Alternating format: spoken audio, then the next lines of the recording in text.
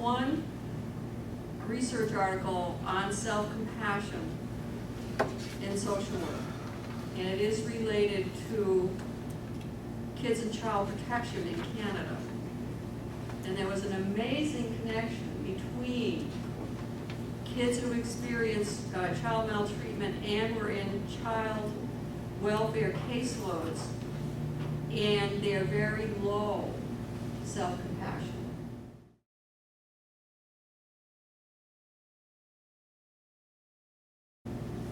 And so they endorsed beliefs such as, when I'm treated badly, I deserve it. When I do something I'm not supposed to do, I get down on myself. If I do something that's wrong, I don't want to talk to anybody about it. The other side of it is positive, or having self-compassion is the opposite. When I did something wrong, I like to go talk to somebody about it and to figure out how I might not do it again.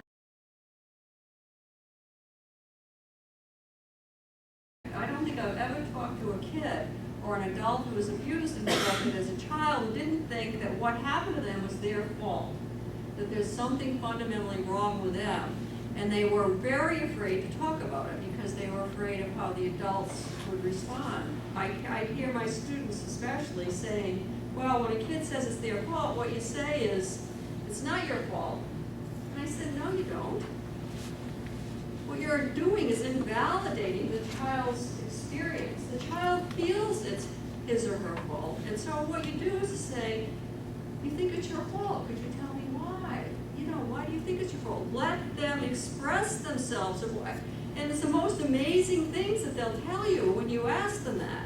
And you wouldn't believe the conversations you can have with even little kids about why they think it's their fault. And so you open their little hearts up. They see how compassionate you are. And that way you can do a lot of different things with kids. Because you're showing them compassion. You're allowing them to express themselves and explore their lack of self-compassion so that they can get there.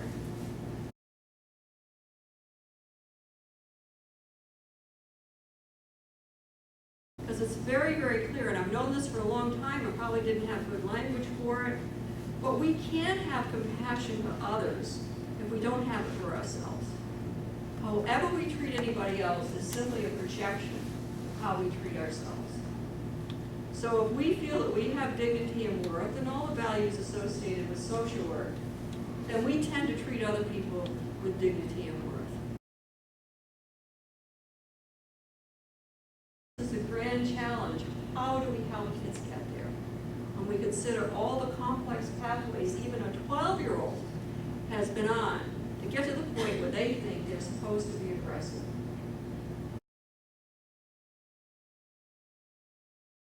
Most of what we do then is a restorative conference, and it's a process that was developed through the Department of Corrections and a group of volunteers, that the preparation piece would be really a key element of what we do. A typical case where a girl is aggressive in school, and so she's referred to you. What would be a typical scenario for that? Some reason the girls have some idea that there's bad feelings between them. There's been the Facebook post, or there's been the comment heard by another girl, or some reason that now it's time to kind of get back at that girl for some reason. So we're working with the person seen as the perpetrator. I do call the parent and talk to them about the referral, invite them in for what's our preparation meeting. In that preparation meeting, of course, in addition to talking about our program, what we're really getting into is having the girls start to think about how her actions caused harm and what she would do to repair the harm that she caused. Having her think about, was there harm to herself? If this is happening in the school, how was there harm to the school environment or to other teachers? Certainly looking at that relationship with the other girl. Depending on that background, might be harder for the girl to think about in terms of if it's that feeling that that other girl kind of deserved it for some kids, they're more interested in thinking about the harm they did to themselves, or then they're able to think about why it was hurtful to the other person. And then we start to think about what you would do to repair that harm. So if they may think about an apology to their parent, they might think about some activities that they could do at home to help their parent. Thinking about, depending if there were some way that teachers were impacted, an apology to teachers, maybe some volunteer work at the school. So those are the kinds of things that are talked about.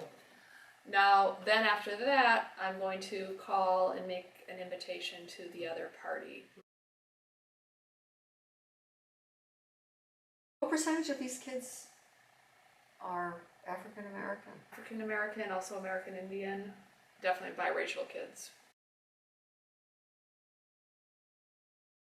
Of course, children will fix responsibility and blame to themselves if they have no other narrative, so that we are then putting it into a larger context for kids.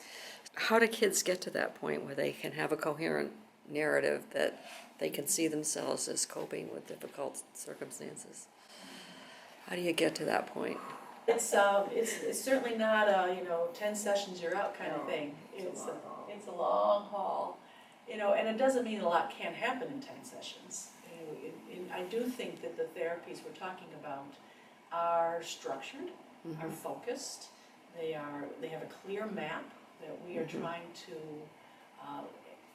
activate all of that learning around strength, around story, around identity, around relationship, recognizing that there's a whole list of barriers where this child testing the safety. So you're doing things systematically first to create safety enough so that learning can take place. Absolutely. And then you have to make it experiential. This is a therapies that it has to be embodied, and you're doing it and you're living it.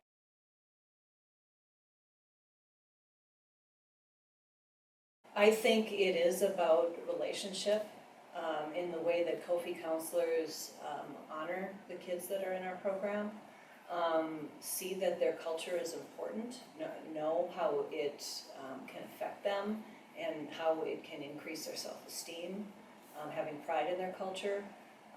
It is also about hearing maybe different messages that they're not getting from other places and actually putting them into action. It's also building community. It's about connecting our kids, their Kofi brothers and sisters, using that language.